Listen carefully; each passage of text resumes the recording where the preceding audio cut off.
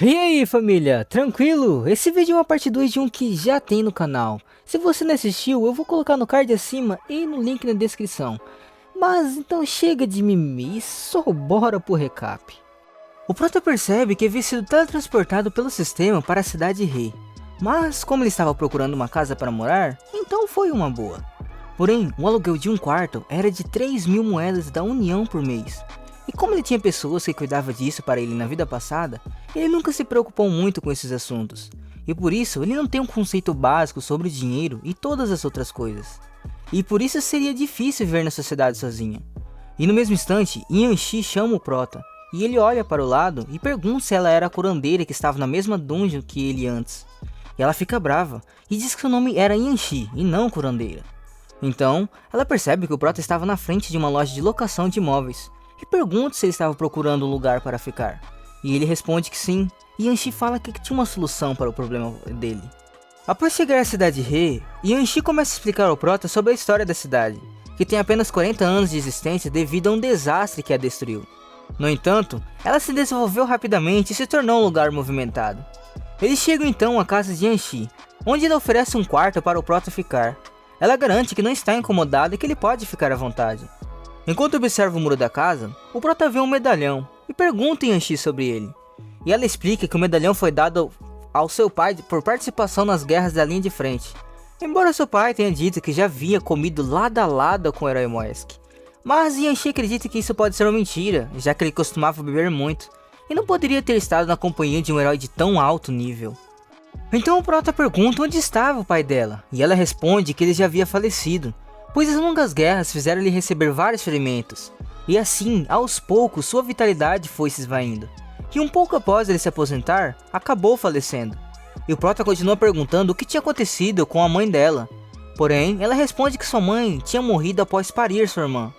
E assim, o prota fica meio sem jeito por ter feito perguntas tão desconcertantes, e Yanxi fala para ele ficar tranquilo, pois aquilo já tinha acontecido há bastante tempo. E assim, ela pede para ele entrar na casa.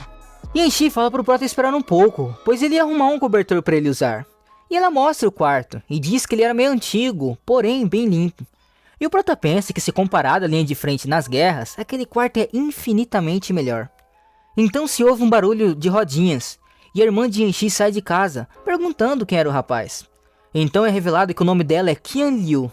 E Yanxi explica para sua irmã que ele era um companheiro que conheceu numa dungeon, e que não tinha um lugar para ficar. E por isso que ele ia passar um dia junto delas. E Qian Liu fala que era gentil da parte dela trazer pessoas que acabaram de conhecer para dentro de casa. E assim, ela se vira e vai embora. E Yanxi pede desculpas ao prota, pois Qian Liu só estava com vergonha de conversar com alguém estranho. E também uma das razões de ela ter agido daquele modo era por causa do julgamento do herói Moesk, que ela adora desde criança. O prota pensa consigo mesmo que não sabia que tinha tantos fãs assim.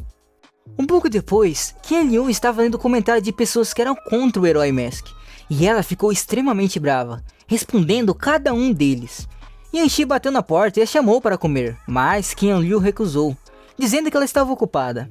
Yanxi insistiu, lembrando-a que tinha um convidado e que ela deveria ser um pouco. Qian Liu respondeu que ele não era um convidado, pois pelo menos tinha que ser o herói Mask para ser um convidado em sua casa.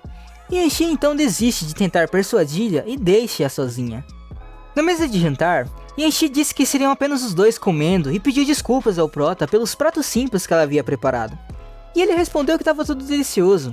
E lembrou que antigamente comia carne de monstros sem nenhum tempero, sendo que algumas eram boas, mas a maioria tinha gosto de metal e eram difíceis de mastigar. Mas naqueles tempos não importava se a comida era fedorenta ou ruim, desde que ele lutasse pela humanidade contra a escuridão, tudo se tornava apetitoso. Enquanto a notícia da súbita desaparição do herói Mask se espalha pela cidade, a TV mostra uma entrevista com o professor Zhang. O jornalista indaga sobre as teorias que apontam para uma fuga de crimes por parte do herói, e desmente a ideia sobre que ele tenha desistido dos seus poderes. O professor concorda e acrescenta que o desaparecimento pode ter um impacto negativo na paz da humanidade, já que o herói contribuiu de diversas formas para a sociedade. As pessoas, segundo ele, estão pessimistas e temem que a humanidade esteja se autodestruindo. O jornalista, no entanto, acredita que a ideia de que uma única pessoa possa salvar a humanidade é um mito, e que a sociedade é um conjunto de esforços liderados pelo parlamento. E mesmo que sem o herói Mask, a humanidade ainda é capaz de caminhar rumo à glória. Yanxi não pôde deixar de se perguntar se o Herói Mask estava realmente fugindo de seus crimes. E quando ela estava prestes a perder a opinião ao Prota, ela notou ele pegando outra tigela de arroz. Ele rejeitou as acusações contra o Herói Mask, dizendo que era tudo bobagem da mídia. Yanxi acreditava que o Herói Mask deveria ter um motivo para seu desaparecimento, mas o Prota não parecia se importar com ele. Enquanto discutiam o assunto, de repente houve uma forte batida no portão, e uma voz gritando que eles não poderiam se esconder na casa para sempre. Yanxi suspeitou que fossem as pessoas da empresa de investimentos Kaijiang, e os indivíduos do portão continuaram a ameaçá-los, dizendo que destruiriam a casa se não saíssem. Yanxi corre para o portão e o abre. Os representantes dos investimentos Kaijiang estavam do lado de fora, e Yanxi os lembra que havia deixado claro que da última vez não venderia a casa. Um dos representantes da Kaijiang pergunta se ela entendeu a situação que estavam, já que sua equipe se desfez e alguns dos membros foram mortos e outros gravemente feridos. Yanxi pergunta como eles sabiam disso, e o representante responde que, como ela era uma cliente premium, era óbvio que eles cuidariam dos seus interesses, e com suas conexões com o governo, era fácil obter qualquer informação que desejassem. Ele então olha para Yanxi com um olhar lascivo, fazendo-a recuar. Ele dá a elas 5 dias para considerar a oferta, e se não concordarem, as coisas iriam ficar complicadas para elas. Ele oferece a ela $100 mil imediatamente se ela prometer vender o terreno. Yanxi questiona por que eles estavam oferecendo apenas $100 mil quando já haviam oferecido 3 milhões antes. Ele simplesmente responde que o mercado imobiliário não é fixado a um preço determinado. Então, ele se aproxima de Yanxi e pergunta se $100 mil já não era mais do que suficiente, pois pelo que ele sabia, para curar sua irmã, ela só precisava de $30 mil. Porém, ele vê que tinha um homem na casa de Yanxi e se aproxima do Prota, apresentando-se como Tuijing Kenzo, chefe da segurança da companhia Kaijing, e estende sua mão ao Prota. E quando o Prota ia apertar a mão de Kenzo, Yanxi grita para ele não pegar na mão dele, pois ele era um mago especializado em ataques mentais. E quando eles apertam as mãos, uma onda de poder de Kenzo começa a sair do seu corpo e começa a ir até a mente do Prota. E dentro da mente do Prota, Kenzo disse que iria quebrar seu mundo mental, mas como ele estava de mau humor, ele só iria fazer ele ter uma concussão e deixá-lo de cama por um mês. E ele percebe que estava demorando muito para chegar no centro do mundo mental. Porém, ele vê que o mundo mental do Prota era monstruosamente gigante, e se pergunta como um ser humano tinha tanto poder mental. E ele percebe que seria perigoso e que precisava fugir dali. Porém, ele recebe um ataque muito forte. Ele pensa que o Prota estava num nível completamente diferente. E quando ele se vira e olha mais ao fundo do mundo mental, ele vê o abismo, que o faz ficar em choque. Algum tempo depois, no mundo real, Kenzo estava inconsciente no chão. Yanxi ficou perplexa, imaginando o que havia acontecido. E um dos membros que estava acompanhando Kenzo tentou atacar o Prota, mas foi impedido por um homem chamado Zai Kaize. Ele falou para o cara usar a cabeça, explicando que se o Prota deixou Kenzo naquele estado, isso significava que ele era muito forte. E Kaize acrescentou que, como o Prota derrotou Kenzo facilmente, ele provavelmente era um nível 3. E Kaize reconheceu que não esperava que Yanxi encontrasse alguém para protegê-la, mas alertou que ainda não havia acabado. E se algo semelhante acontecesse novamente, eles não iriam deixar o assunto passar. Yanxi questionou o Prota que se ele era o motivo da inconsciência de Kenzo, e ele respondeu com uma mistura de sim ou não, dizendo que quem tinha começado foi o Kenzo. O Prota então perguntou se eles incomodavam há muito tempo, e Yanxi revelou que isso acontecia há 4 anos, desde a morte de seu pai. Eles apareceram alegando comprar a casa para fins de investimento e desenvolvimento, mas naquela época não precisavam vender a casa para sobreviver. Eles começaram então a invadir a casa e até tentaram se aproveitar da sua irmã mais nova. No entanto, depois que Yanxi se tornou a profissional de nível 2, ela se juntou à equipe Steel Slash, e seu líder lidou com a situação para impedi-la de causar mais problemas. Infelizmente, agora que o líder da equipe estava ferido e hospitalizado, os intrusos estavam de volta. O Prota então perguntou sobre o governo, pois acreditava que os descendentes de militares deveriam receber tratamento especial. Yanxi respondeu que se esse tratamento especial fosse funcional, elas não estariam nessa situação. E ao invés de dar-lhes um tratamento favorável, Eles tratam aqueles que podem trazer riqueza para eles com favoritismo, como a empresa Kaijang. Mais tarde, enquanto lavavam a louça, Yanxi disse ao prota que não precisava fazer aquilo, mas ele respondeu que havia aprendido a expressar sua gratidão fazendo o máximo possível. Yanxi reconheceu seus esforços, mencionando que já estava ajudando muito afastando a empresa Kaijang. Então ela perguntou ao prota se ele planejava se juntar a uma equipe de ataque, e ele disse que sim. Ela expressou sua esperança de que o líder da equipe, Steel Slash, acordasse logo, mas se isso não acontecesse, ela teria que encontrar outra equipe confiável. Ela prometeu recomendá-la se encontrasse um. O prota se sentiu grato, e percebeu que por ter escolhido o caminho monstruoso, ninguém seria capaz de lutar ao seu lado. E de repente, uma janela de notificação apareceu, anunciando uma missão secreta de dungeon de nível 4. O prota aceita a missão e é teletransportado para a dungeon, e ele acha ótimo que o sistema tenha um programa de teletransporte, para que ele possa ir a qualquer dungeon sem precisar pedir permissão ao governo. Enquanto caminha, ele encontra duas estátuas de gárgulas, que começam a se mover. Ele percebe que não são estátuas comuns, mas monstros das dungeons. Ele pensa consigo mesmo que as gárgulas de pedra têm corpos fortes, e não são sensíveis a magias e são difíceis de derrotar, seja por ataques físicos ou mágicos. E se Yanxi e a equipe Steel Slash os encontrassem, haveria muitas baixas. De repente, as gárgulas atacam o prota, mas ele agarra cada uma pelo pescoço, e começa a se transformar. Ele pensa consigo mesmo que é uma pena que eu tenha encontrado, e começa a derrotar as gárgulas. Pouco tempo depois, o prota adentra mais profundamente na dungeon, e se depara com um grande número de gárgulas, determinado a enfrentá-las e as chamas para irem todas juntas. Com coragem e habilidade, o prota derrota uma a uma, até que finalmente enfrenta a última gárgula e a elimina com facilidade. Contudo, no mesmo instante, algo inesperado acontece. Uma figura gigantesca cai do teto atrás do prota, revelando-se o chefe da dungeon, uma estátua de pedra conhecida como Lux, de nível 4. O prota observa que mesmo sendo um demônio, ela ainda possuía características humanas em sua aparência, o que só aumentava seu desejo de derrotá-la. E assim, eles vão em direção um ao outro. As horas se passam, até que um grupo chegou à sala do chefão, mas para sua surpresa não havia nada lá, mesmo sendo os primeiros a entrar na dungeon. Eles estavam confusos e desapontados. O líder do grupo relembrou que o grupo de inspeção de Bureal havia garantido que a dungeon seria fechada até que eles a explorassem. Uma garota de cabelos pretos chamou o líder e apontou que a textura do fragmento de pedra era muito irregular. Ela concluiu que isso poderia só ter acontecido em um combate corpo a corpo, e se a pedra havia sido quebrada ao meio, foi com as próprias mãos. O líder ficou chocado e se perguntou se aquilo era possível, mas um dos membros apontou para cima, onde viram um corpo do chefão pendurado na parede. A cena muda para o prédio do grupo de inspeção de dungeons da cidade de He. O diretor joga papéis na mesa e começa a falar sobre os 7 relatórios que receberam, onde eles perceberam que as dungeons já estavam limpas e nenhum monstro havia sido deixado para trás. Ele pergunta aos presentes na reunião se alguém sabia de algo, pois alguém estava entrando nas dungeons sem permissão e pulando a inspeção. Um dos membros da mesa questiona se isso não era algo bom, já que as dungeons precisariam ser limpas mais cedo ou mais tarde.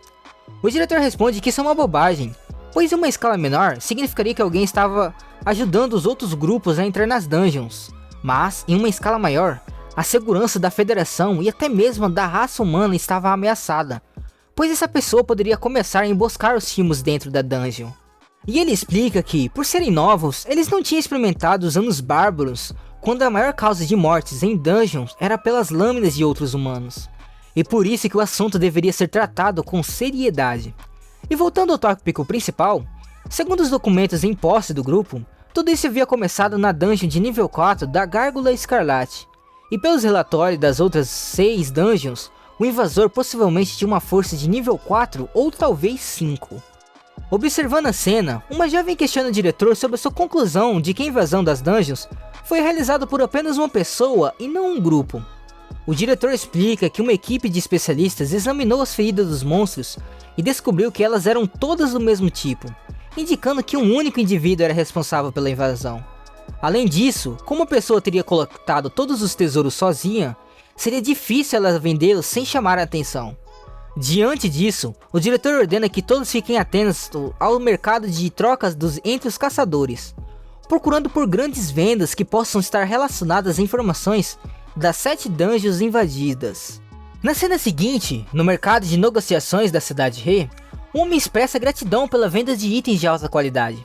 Ele oferece um convite para que o Prota volte a negociar com ele, caso tenha itens como aqueles no futuro. E o Prota agradece. Enquanto caminha no mercado, ele começa a refletir sobre a sua venda anterior, percebendo que pelo olhar do comprador, ele havia vendido os itens por um preço abaixo do valor do mercado. No entanto, como ele é um caçador experiente, os materiais obtidos nas dungeons já não são úteis para ele, já que ele pode completar as missões e ficar mais forte gradualmente. Ele considera o dinheiro obtido como uma forma de cobrir os custos da sua estadia na casa de Yanxi. Enquanto o Prota caminhava pelo mercado, perdido em seus pensamentos, ele foi surpreendido com uma voz familiar. Era Yanxi, tentando vender uma antiga espada. O comprador a rejeitou, alegando que a lâmina estava velha e arranhada, e que se quebraria em poucas batalhas. Yanxi ficou triste ao ouvir aquilo, pois aquela era uma espada deixada por seu falecido pai. Porém, o vendedor teve um pouco de compaixão e aumentou um pouco do valor oferecido. Yanxi se sentia relutante em vendê-la, mas precisava do dinheiro para pagar o tratamento de Qian Liu. O comprador percebeu que Yanxi não sabia o verdadeiro valor da espada que ela estava tentando vender. A espada era feita de ferro de brasa forjado, um material extremamente raro e valioso. Ele calculou que poderia extrair o ferro e vendê-lo por mais de 10 mil dólares. E ele perguntou se ela iria vendê-lo ou não. Mas, antes que ela pudesse responder, o Prota apareceu. Ele olhou para a espada e percebeu imediatamente seu poder. Ele disse que queria a espada, e o comprador ficou louco, tentando dizer que estava negociando com a Yanxi. Mas o Prota não deu ouvidos a ele e entregou o dinheiro que tinha acabado de receber das vendas do equipamento. Um pouco mais tarde, em um parque, Yanxi menciona que o Prota não precisava dar tanto dinheiro pela espada se ele a queria tanto. E como ele havia salvado a vida dela, não precisava pagar uma quantia tão alta. O Prota responde que dar-lhe um lugar para ficar foi o pagamento suficiente por salvar sua vida. E ela deveria acertar o dinheiro como despesas de acomodação. Yanxi tenta recusar, mas o Prota insiste que ela deveria ficar com o dinheiro, dizendo que a espada não era tão simples quanto parecia, e que poderia valer muito mais que 10 mil dólares. Yanxi responde que não sabia que a espada que seu pai usava era tão cheia de segredos. E ela também fala que não sabe como o Prota saiu da dungeon mais cedo que o time Steel Slash, e como havia conseguido tanto dinheiro em tão pouco tempo, mas que iria respeitar o espaço dele, e não iria contar nada a ninguém, e pede para o Prota cuidar bem da Corvo Voador, pois foi a última coisa que seu pai deixou antes de morrer. E o Prota pensa que Corvo Voador é realmente um bom nome para a espada. Yanxi começa a se lamentar por não ser capaz nem de proteger as últimas coisas que seu pai havia deixado, mas sabia que precisava vendê-las para manter Qian Liu. O Prota, curioso, perguntou o que ela queria dizer com manter Qian Liu. Yanxi explicou sobre o grande incidente fantasma que aconteceu na cidade de Ri. Um monstro de nível 10 havia causado destruição por toda a cidade, e mesmo o exército e os heróis profissionais que estavam na cidade foram completamente destruídos em um instante quando confrontaram o demônio. Os profissionais veteranos então se juntaram à luta, e graças ao sacrifício que as pessoas comuns fizeram, eles conseguiram se mudar para um lugar seguro. No entanto, foi nesse dia que seu pai foi morto, e só o Corvo Voador foi encontrado. Yanxi diz que a coisa mais assustadora e mortal do grande fantasma era a radiação mortífera que ele emitia, fazendo com que o céu se tornasse verde, colorindo tudo ao rodar. Até mesmo os vidros e os tijolos das casas ficaram verdes. E essa radiação havia coberto a metade da cidade. E as pessoas comuns que estavam próximas ao grande fantasma se tornaram poças de sangue por causa da radiação. E Qian Liu foi tocada pela radiação bem nas pernas. E Yanxi comenta que Qian Liu era muito talentosa com espadas. E quando era pequena, ela derrotava as crianças mais velhas que ela. E todos tinham certeza que ela ia se tornar mais forte que seu pai. Mas, por causa do grande fantasma, agora ela precisa receber tratamentos profissionais regularmente. Senão, eventualmente a radiação se espalhará e ela vai se tornar uma poça de sangue. E por esses motivos que ela desistiu do combate corpo a corpo para virar uma healer, já que a taxa de sobrevivência maior nas dungeons. O Prota lembra que ele havia sido transferido na linha de frente para matar o grande fantasma. Porém, já tinha se passado 10 horas desde que tinha começado a sua destruição. E o Prota pensa que por essa razão que ele odeia tanto os monstros. E ele fala para Yanshi que o Herói Mask fez com que o governo colocasse uma grande quantidade de fundos para garantir a segurança das vítimas desse desastre. E pergunta se sua irmã não havia sido reembolsada. Yanshi diz que nunca recebeu nada do tipo. Mas ela diz que depois de contar tudo aquilo ao Prota, era como se uma pedra gigante de seu coração havia sido removida. E então, ela fala que nessa noite ela ia preparar um banquete quando voltassem. Já na casa, Qianliu estava revoltada dizendo que os haters da internet são irritantes. E diz que ia tomar água só para cuspir neles depois. Então, alguém bate na porta. E ela percebe que a batida não era da sua irmã nem do Prota. E se não era deles, então provavelmente era a companhia Kaijiang. Qianliu fica sem saber o que fazer. Porém, ela vê uma espada de madeira encostada na parede e a pega. E vai em direção ao portão. E então, o pessoal da companhia Kaijiang consegue abrir o portão. E o chefe diz que sabia que tinha alguém na casa, mas que estava tranquilo já que era só a aleijada. E pergunta para ela o que ela poderia fazer com aquela espada de madeira. E Qianliu parte para cima do chefe e tenta atacar, porém ele desvia e ela cai no chão. E Qianliu diz para ele ir embora, porém ele pisa na espada de madeira e pergunta se ela estava tentando o acertar. E assim as pessoas da companhia Kaijiang entram na casa à procura do Prota e de Yanshi. E enquanto procuravam, eles destroem tudo que viam pelo caminho. E um dos membros diz que não encontrou mais ninguém na casa, e o chefe diz que eles não deveriam sair de mãos vazias, e que eles deveriam levar a aleijada com eles. E um dos membros diz que não era uma boa ideia, pois se alguém descobrir, seria ruim. E o chefe concorda, mas diz que pelo menos teriam de deixar uma impressão duradoura. E então, ele entrega as chaves de um caminhão para o membro, e diz que quando os outros dois chegassem, ele deveria jogar o caminhão na entrada do portão, fazendo que pareça um acidente. Um pouco longe dali, uma chuva começa, e Yanshi diz para o Prota acelerar, pois eles estavam perto de chegarem em casa. Porém, ela vê algo que a choca. Sua irmã estava jogada no chão na frente do portão, e Yanshi corre desesperada para ajudá-la. E Qianliu diz que quem havia feito aquilo era a companhia Kaijiang. Yanshi pede para o Prota que ela leve Qianliu para dentro, pois ele iria arrumar as coisas que estavam no quintal, ou então elas não seriam mais úteis. Só que de repente um barulho estrondoso acontece, e quando o Prota olha, vê um monte de lixo no quintal, e Yanshi havia sido acertado por um pouco desse lixo. E o motorista do caminhão falou sarcasticamente que achava que ali era um depósito de lixo, e por isso que ele jogou todo o lixo ali. E diz que como a chuva estava forte, eles deveriam aproveitar ela para se limpar. E Qianliu tenta ir em direção a Yanshi, porém o Prota a segura, e diz que se ela for, só iria deixar Yanshi mais triste. Yanshi começa a entrar na sua casa, e passa pelo Prota e Qianliu, com lágrimas em seu rosto. Um tempo depois, Qianliu se questiona porque as coisas estavam sempre assim, e pergunta para o Prota se tinha alguma justiça no mundo, e ele responde que nunca existiu algo como tal, e ela pergunta se existiria alguma no futuro, e o Prota diz que não, e ela continua perguntando se a imparcialidade existia, e ele diz que a imparcialidade que ela desejava é fabricada por injustiças, e até mesmo a chuva que estava caindo sobre todo mundo era desigual. Ela cai sobre todos aqueles que sofrem, tanto quanto sobre aqueles que são injustos, e diz que o mundo é injusto, e portanto não havia algo como justiça no mundo.